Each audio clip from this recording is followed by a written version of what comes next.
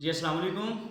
मैं सैफ अरसमान रियाज और मेरे साथ मेरा भांजा रिज़्क़ अली, ये नासिर अली नुच्छी तबला नवाज़ जो फ़ौत हो गए हैं, उनके ये बेटे हैं। तो आज मेरे उस्ताद राहत फ़तेह अली खान साहब और उस्ताद नुसरत फ़तेह अली खान साहब, तो उनका एक पंजाबी सॉन्ग सजना तेरे बिना, मेरे दोस्त हैं, उनकी बहुत भरपूर फरमाइश पर ये पंजाबी मैं आप सबकी समातों की नज़र करने जा रहा हूँ। तो इसके लिए भी दुआ कीजिए और मेरे लिए। Thank you.